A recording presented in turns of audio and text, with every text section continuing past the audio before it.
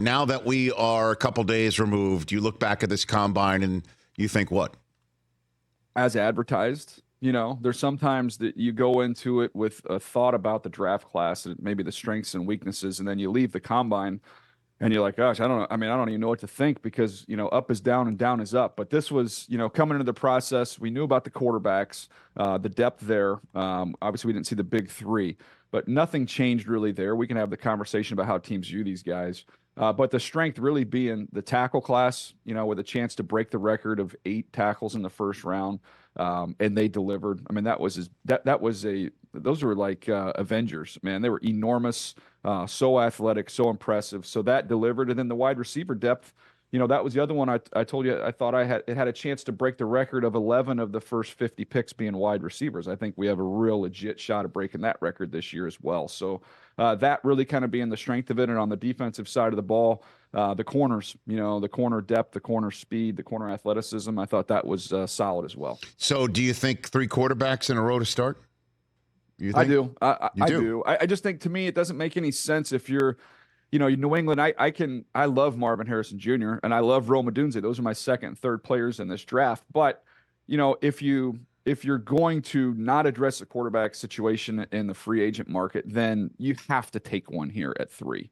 And if you do go out and get a veteran, looking at the roster, we had that conversation both on and off the air, Rich. Like, the roster needs so much work. And the third pick, as much as I love those wideouts, it could be a lottery pick, for somebody coming up there, a lottery ticket for somebody coming up there to get one of those quarterbacks. Now you can amass a haul of picks to address the offense as a whole, which needs a lot of work. So who trades up? Who do you think, based on what you were hearing and seeing, who do you think does if New England wants to trade out and goes and grabs Drake May? We're assuming he's 3.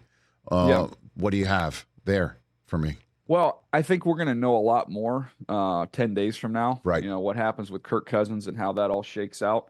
Because, walking around there, and we're all talking to tons of people, and, the teams that seem to be interested in that potential move would be, you look at 6 with the Giants, would not rule that out there with them. Obviously wouldn't cost them as much as some of the teams picking outside the top 10.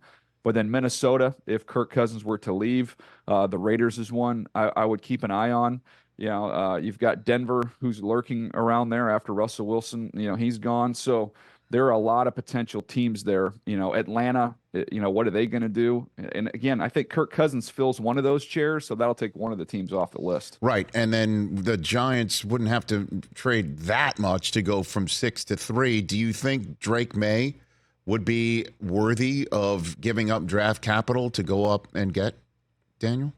I think he's really talented, and this is, I saw a little bit of your conversation yesterday with Dan, and, it was a great conversation. And I've talked to Dan about this too, because to me, like the Jaden Daniels, Drake May thing, and some people think, well, man, there's a big gap there, and some people think it's clearly Jaden, and there are some Drake May teams out there. The challenge when you're evaluating these guys is if you're going to go just strictly off of the performance last year, Jaden Daniels was the most impressive guy in the whole draft class. And that's why I think that Orlovsky puts him up there as the top guy. Now, I look at it from a standpoint of the challenge in evaluating is what we do is not just, the performance that you saw, but then the projection of what they're going to be at the next level, and situations are different that these guys were operating within. So I'm still a big believer in all the things Drake May can do. And I think surrounded by the right pieces, and that includes the coaching staff to be able to drill some things into him, that the upside there is enormous. So, yeah, no perfect prospect. There's risk involved with all of them. But if I were the New York Giants and I had a chance to, make a move that's not, incredibly costly from where they are going from 6 to 3, yeah, I would entertain that. What about sticking and staying and going for J.J. McCarthy? Did he push himself up in any way, or is that still too early for him? You think? Look, everybody that met with him, I heard real positive things. Everybody liked being around him. Obviously the winning thing is that's the calling card that he has. The guy doesn't lose games. The arm strength is really, really good. We saw that in the workout. I was not plugged in on social media, so I guess he was getting some heat for a couple misfires, which I think is kind of silly from the workout. But no, he's got a really live arm. It's real easy. The ball kind of jumps out of his hand really nice. So he can spin it, he can throw it. He didn't have the volume that these other guys have. But when you get somebody who's a really good athlete, he's won a ton of games, he can make every type of throw. He's smart, he's a great worker, like all those things together. That's why I think we could be looking at, just an insane amount of quarterbacks. And we could have 5 quarterbacks going like the first 13 picks, which sounds crazy. Yeah, because I loved the way Penix threw. I mean, that was a clinic. You and I were talking about how NFL Films is excited for his pro career because that spiral, right? Right? It's a perfect spiral for them to zoom in on every single time he throws it. Yeah, it looked like a Nerf turbo. He's got those humongous hands. He just kind of envelops the football. And then I was waiting to listen to see if I could hear the whistle coming off of it. But it's effortless. It's effortless the way he throws it. So, and I don't think that, people say that he like really helped himself here. I'm like, well, I think anybody that studied him, that was not a surprise, to see what that looked like.